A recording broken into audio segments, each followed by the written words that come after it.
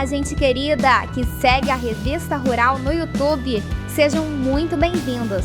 Tá começando o RR Doc, onde você encontra os assuntos mais curiosos e interessantes do agronegócio.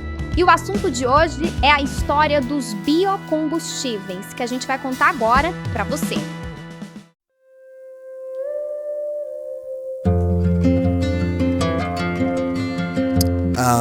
O carro.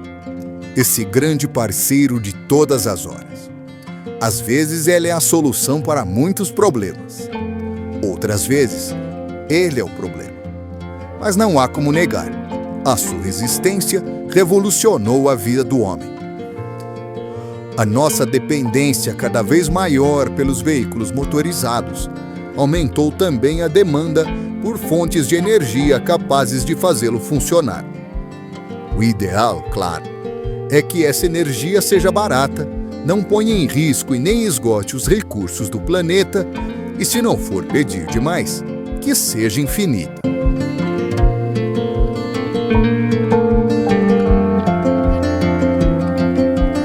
Mas não vamos nos esquecer que esse programa é um programa de agronegócio. Sim, o assunto de hoje envolve carro, mas envolve também a batata. E o que te vem na cabeça quando você pensa nessas duas coisas juntas? Não é isso. Nem isso. Muito menos isso. O papo de hoje envolve os biocombustíveis, ou sendo mais específico, uma fonte de energia gerada através de produtos da agricultura. E isso todo mundo sabe. Nem é uma grande novidade no nosso país. Pioneiro nos carros movidos a álcool.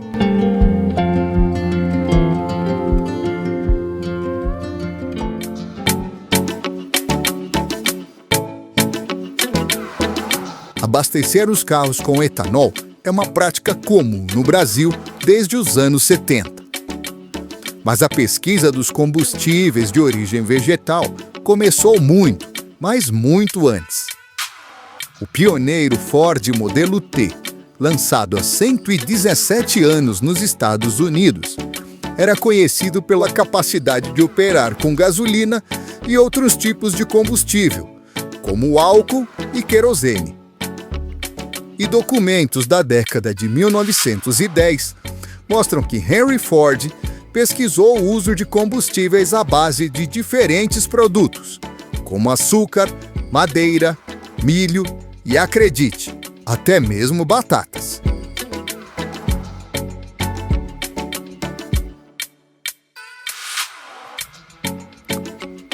Todo mundo está esperando por um substituto para a gasolina, declarou Henry Ford para uma edição de 1916 do jornal Western Brewer, voltado aos produtores de cerveja. Notório abstêmio, ele também lamentou o fechamento de cerca de 60 cervejarias devido à proibição da bebida no estado do Michigan. Visionário, ele acreditava que o preço da gasolina subiria a um ponto em que seria muito caro para ser queimado como combustível automotivo.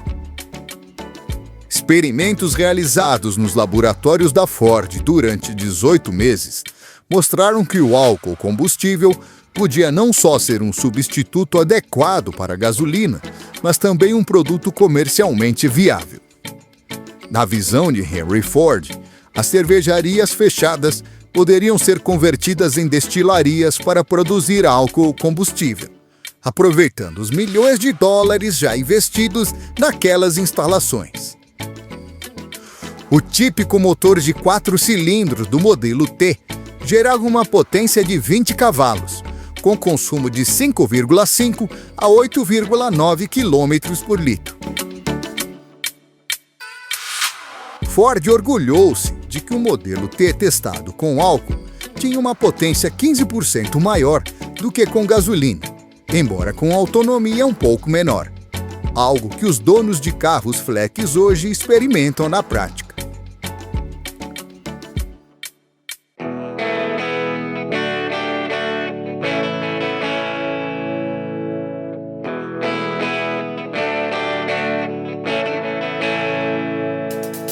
O combustível alternativo foi apontado também como um benefício para os agricultores, que logo usariam tratores agrícolas como o popular Fordson.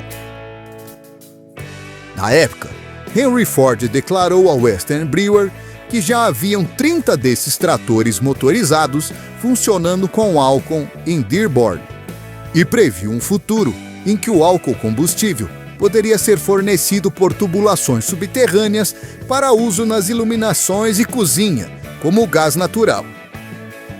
Nesses testes, vários grãos e vegetais foram convertidos em álcool, incluindo resíduos de fábricas de enlatados e de açúcar, que normalmente seriam descartados.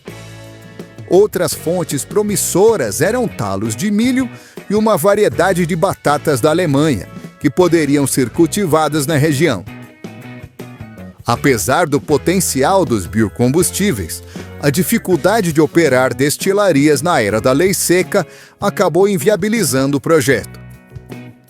A proibição do álcool no estado de Michigan já existia antes da lei nacional entrar em vigor, em 1920. E quando ela terminou, em 1933, a Ford já havia avançado, substituindo o modelo T pelo modelo A, e em seguida pelo motor V8 de cabeçote plano. A ideia de Henry Ford não se concretizou, mas seus esforços no desenvolvimento de combustíveis alternativos fazem parte do legado de engenhosidade e pensamento inovador que hoje definem o futuro dos automóveis.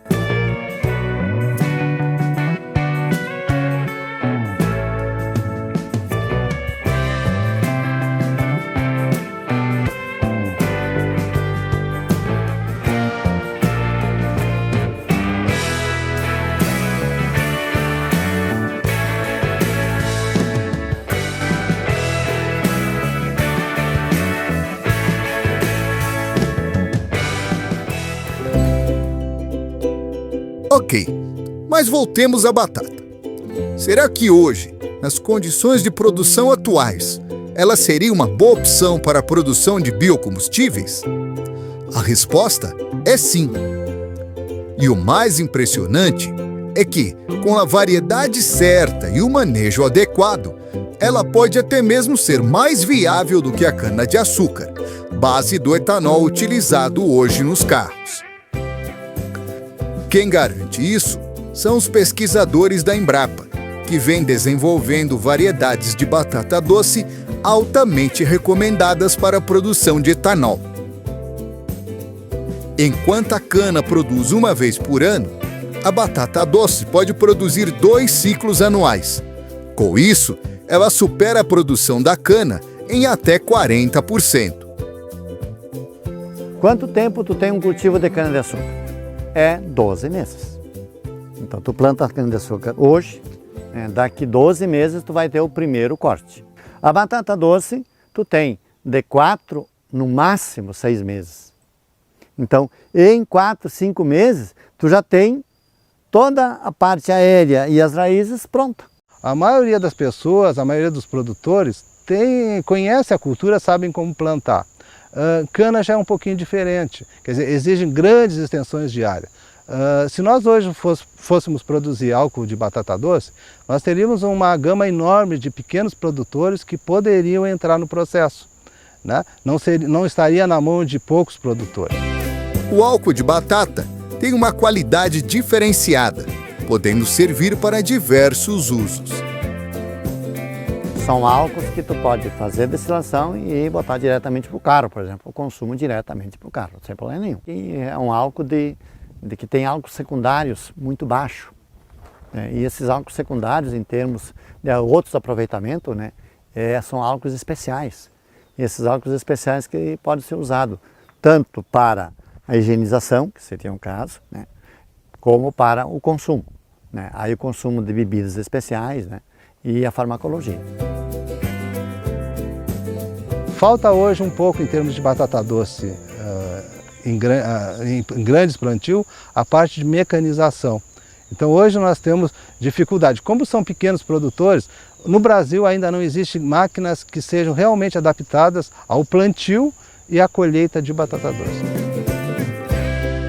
Além da BRS Viola, outra cultivar bem adaptada à região sul, voltada para a produção de etanol, deve agitar o mercado.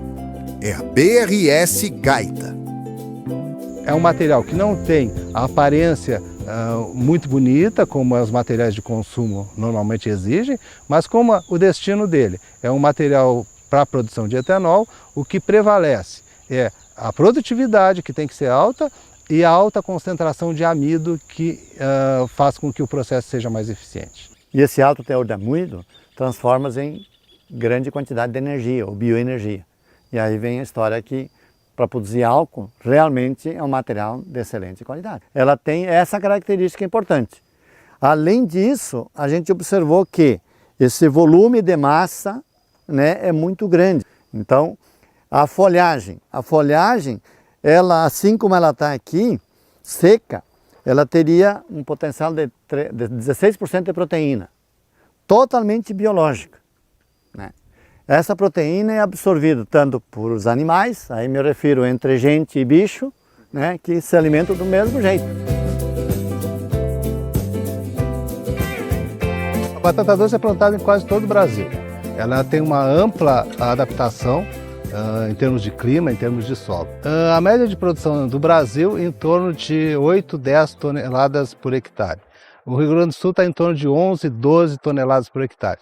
A cultura se comporta bastante bem e tem uma boa aceitação pelos produtores. Quer dizer, os produtores aprendem desde pequenos a cultivar batata doce. E isso é bastante importante para a região. Outra vantagem é que a batata está mais ligada culturalmente aos pequenos produtores. Eles conhecem, que eles sabem como tratar, sabem como produzir, fácil de armazenar, né? Produtiva, baixo custo. Qualquer tipo de solo ela se adapta, então ela tem uma vantagem enorme em relação às demais culturas. A batata doce é uma cultura bastante rústica, de fácil cultivo. Sempre que plantar, vai produzir. Então por isso é uma cultura que o produtor valoriza, não valoriza muito ela, porque sabe que vai plantar e vai colher. Então nós deveríamos melhorar o sistema de plantio da batata doce, principalmente em relação ao solo, né? Há necessidade de uma melhoria da qualidade do solo. Se nós vamos perguntar para um animal, se fosse uma vaca, uma coisa assim, né? Ela chega aqui, tu vai colocar ela aqui, ela vai comer tudo que tem aqui em cima, né? E não vai se intoxicar nada, ela vai ficar alimentada, feliz da vida, porque encontrou um canteiro de batata doce com uma excelente qualidade. Então é uma planta que tem uma capacidade produtiva de alta capacidade e, ao mesmo tempo, biologicamente nutritiva em todo sentido, tanto da folha, quanto dos baraços, como dos tubérculos, né? Então, nós é que usamos mal. Nós não utilizamos hoje no Brasil, e muito pouco se utiliza, a parte de rama, a parte de folhas. Isso aí pode ser utilizado na alimentação como uma verdura. Então, nós infelizmente não temos o hábito, né?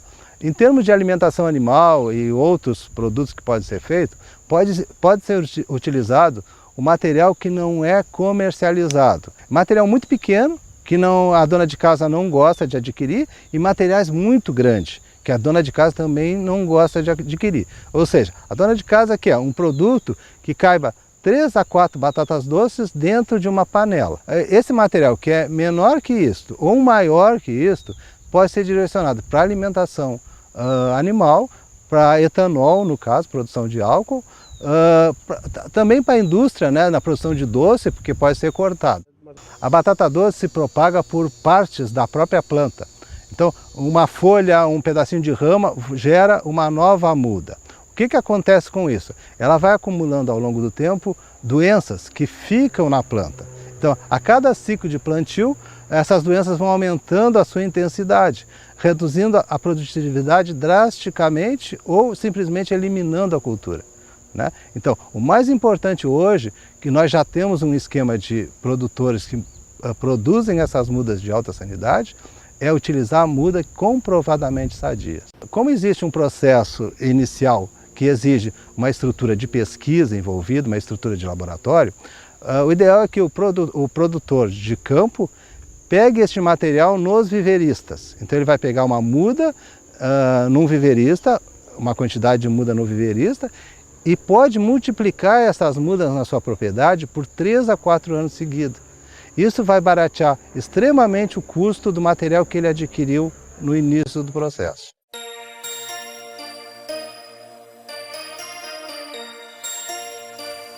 E aí, você andaria num carro movido a batata? Responda nos comentários e aguarde novos programas para ver mais curiosidades sobre o agronegócio. Até a próxima!